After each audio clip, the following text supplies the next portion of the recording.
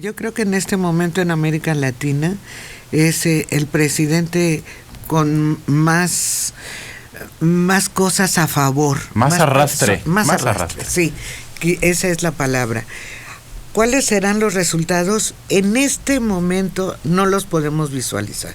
Ahora hay que tenerle paciencia. ¿Será que necesitamos tenerle más paciencia y esperar a ver qué es lo que pasa? Porque también va empezando y la situación estaba grave. Es decir, los anteriores le dejaron un cochinero. Ni hablar de eso.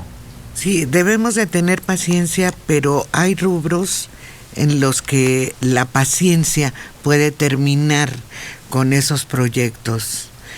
El estar alargando la adquisición de medicamentos, el estar alargando la suspensión de recursos para la cultura y para otras cosas que son indispensables, quién sabe cuál sea el resultado para el país, no para las personas, sino para el país como tal. Dora. Yo creo que sí se puede visualizar resultados a corto, mediano y largo plazo dependiendo de las situaciones.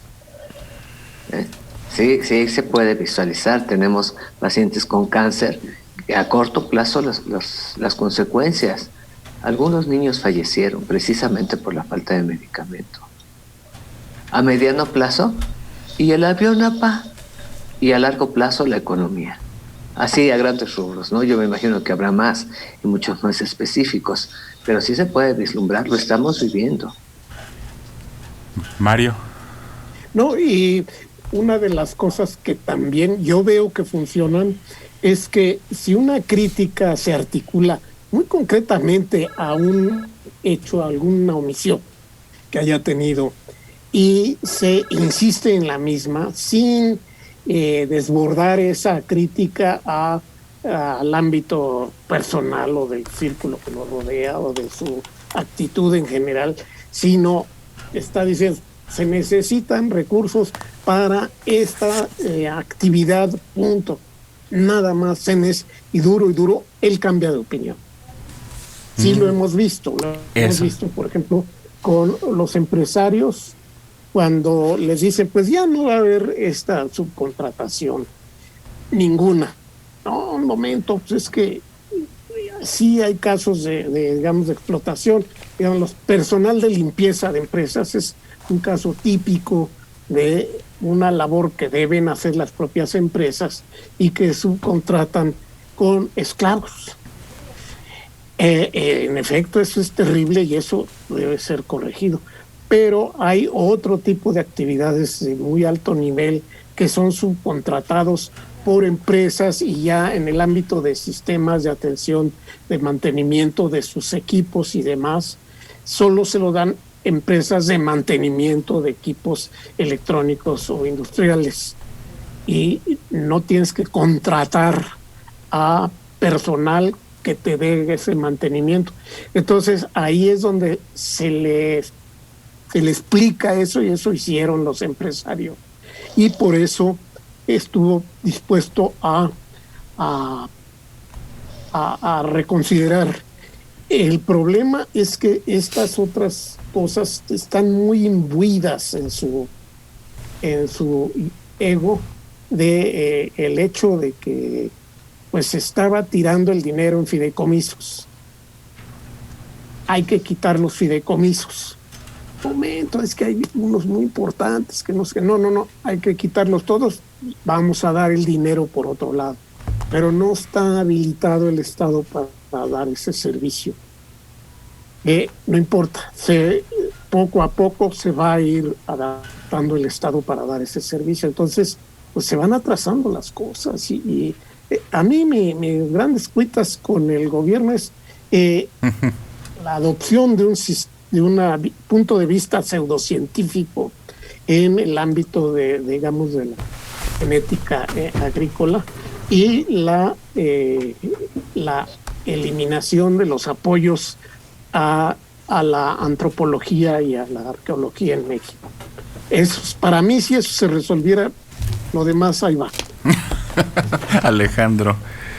Y yo creo que la manera de gobernar de este régimen dista mucho de ser un ejemplo, digamos, ¿cómo lo podríamos explicar? De ser un ejemplo de pragmatismo y además de cientificidad, si vale la expresión. Es decir, creo que hay una ausencia de profesionalización. Se va más uno por la idea, por la ideología, por la bandera de la izquierda, aunque vemos que de pronto no es tan de izquierda este gobierno, sino es bastante conservador, y deja a un lado el método.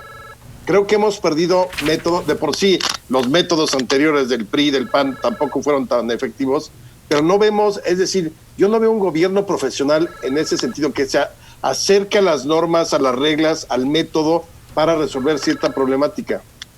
Y yo, por ejemplo, yo celebro que ahora el Congreso, sobre todo el Senado, haya recapacitado de que sí se tiene que revisar nuevamente la ley esta de Banjico, que tanto furor causó la semana pasada. Así como lo que dice Mario, me parece muy bien que el presidente haya echado para atrás por un momento para discutirlo bien, lo de estas empresas que subcontratas, porque incluso por ahí salió una noticia de que el mantenimiento del Palacio Nacional estaba en manos de una de estas empresas. Entonces, yo a lo que voy es que no puedes llegar a destruir todo como si todo lo que hubiera sido antes hubiera sido malo. Y yo creo que ahí es donde el presidente tendría ahorita ganado, no personalmente, sino como gobierno, a buena parte de la gente, si por ejemplo lo de Texcoco, el aeropuerto famoso, hubiera seguido y tuviéramos en la cárcel o en proceso a todos los que denunció que eran unos corruptos que estaban involucrados con esa obra. Pero no tenemos ni corruptos en la cárcel, no tenemos los grandes líderes del huachicoleo en la cárcel, no tenemos realmente nada tangible, todo se quedó en el discurso. Insisto, el avión se convirtió en el gran tema del sexenio, llevamos 2 años. ¿Qué tanta paciencia puede tener uno cuando ya tienes un tercio del camino recorrido? ¿Dónde está el avión? ¿Qué vamos a seguir gastando? O sea, todo eso que en el discurso era maravilloso, yo creo que había salidas inteligentes para decir, bueno, no se pudo vender, lo vamos a usar, ya lo hemos discutido aquí. Igual el aeropuerto, realmente era necesario, simplemente por una cuestión de ego, cancelar el aeropuerto de Texcoco. Ahí ya había dinero invertido de los mexicanos. No es que el presidente haya sacado de su bolsillo para pagar lo que se debía o las indemnizaciones. Es nuestro dinero también. Entonces pasas de la corrupción de unos al despilfarro de otros. Ese es mi punto y esa es mi crítica. Daniel Cuevas González. La fuente de recursos son los ciudadanos, Mario. Estás muy equivocado.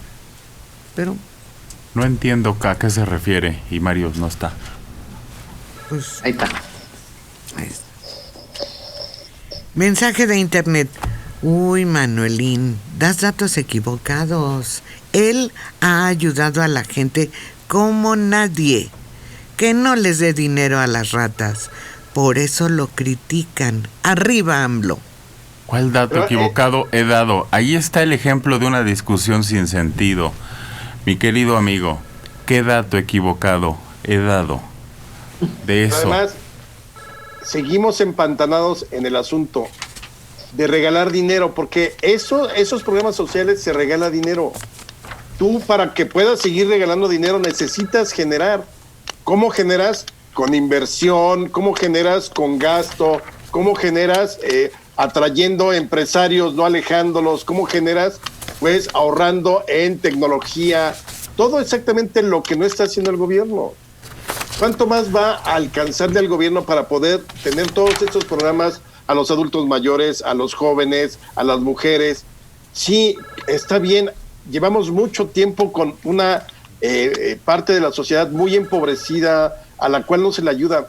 Claro que de pronto que recibas 2,500 pesos ha de ser mucho, ha de ser, digamos, algo que verdaderamente agradece la gente que no puede tener acceso o a trabajo por diversas circunstancias. Pero eso no es la viabilidad de un país. Tú tendrías que buscar la manera de construir infraestructura para que entonces toda esa gente, obviamente no los adultos mayores, que muchos ya están jubilados o ni siquiera jubilados están, pero digamos los chavos, en vez de estar becando o soltando tanto dinero, crea fuentes de empleo, promueve, es decir, creo que la fórmula no es regalar el dinero. Y sí, esos son, al final, los programas asistencialistas es como dar aspirinas cuando tienes un cáncer. Liliana. Mira, voy sobre la misma que acaba de mencionar Alejandro, de que hay una idea equivocada de que si recibes por parte del gobierno, que estés esperanzado de que el gobierno te resuelva con pensiones, con apoyos económicos, tu situación no va a cambiar si tú no tienes un empleo, algo que genere. Entonces, creo que ahí se ha dado una idea muy equivocada a la gente en que eso es una protección. No, realmente es ponerle curitas a la herida. No cambia nada de fondo, no va a cambiar tu situación económica y el chiste no es que te mantengas en la misma situación económica esperanzado a que el gobierno te dé una pensión cada mes. El chiste es que tu situación económica cambie en el sentido de que tú tengas una base de dónde generar tus recursos para que puedas satisfacer tus necesidades y las de tu familia. Entonces, mientras no veamos eso, seguimos así como que con un velo que nos tapa lo que es la realidad. Ayer el presidente andaba en Oaxaca, fue a inaugurar unas obras y que se baja de la camioneta y que empieza a saludar de mano y abrazo y a tomarse foto con la gente y le llevaban mezcal y guajolote y no sé qué más y rompió todos los protocolos. ¿Por qué? Ahora romperá los protocolos. Él mismo había aceptado que la situación está más difícil ahora. Él mismo dijo que había que guardar distancia. Acuérdense que no se bajó y saludó porque me lo tienen prohibido, dijo. Una viejita. Sí. Pues ahora sí se bajó. ¿Cuáles serían las circunstancias que lo obligaron o que lo motivaron a que aquí sí? El guajolote era de 10 kilos y está perfecto para la cena de Navidad. No, es que en el fondo no cree que la pandemia lo vaya a afectar. ¿O será que como ya viene la vacuna? No sé, yo siento, no, total no pasa nada. Y órale. A ver, pues esperemos que de veras no pase nada, ¿no? Es que platicábamos eso, de verdad, la situación está muy complicada, muy complicada. La jefa de gobierno no ha querido poner el semáforo rojo. El subsecretario de Salud nos había prometido que el semáforo lo decidían los números. Pues los números hace rato que indicarían que es semáforo rojo, pero vamos a seguir con semáforo naranja-rojo. El semáforo ya es un desastre. Sí. O sea, deberían decir, vamos a quitar el semáforo y vamos a hablar de alertas o no alertas. Porque, híjole, yo sé que ha sido una discusión bizantina que si el rojo, que si el naranja, pero fue el gobierno el que lo instituyó a partir de que terminó la sana distancia, la jornada nacional allá por el 1 de junio. Vamos a ir a semáforo y el semáforo nos va a ir indicando que...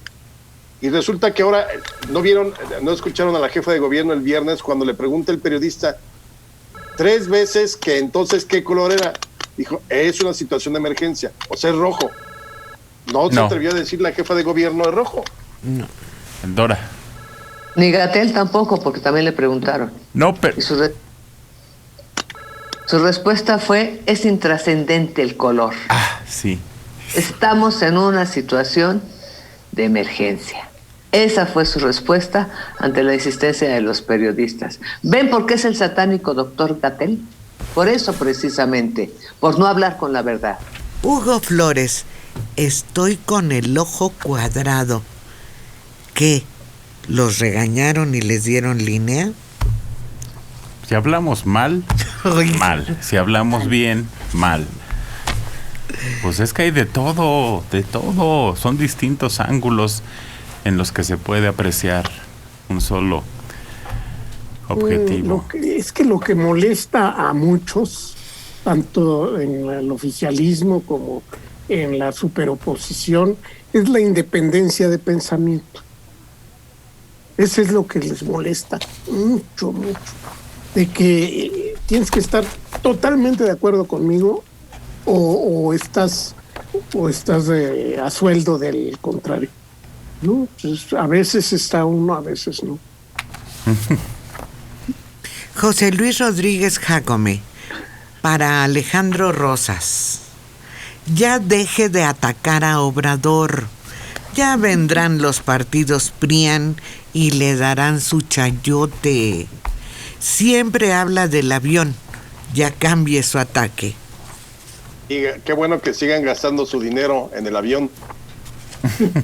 Es increíble, la verdad es increíble, ¿eh? El dinero de la persona esta. Sí. Sí, de la persona que habló, a él le cuesta.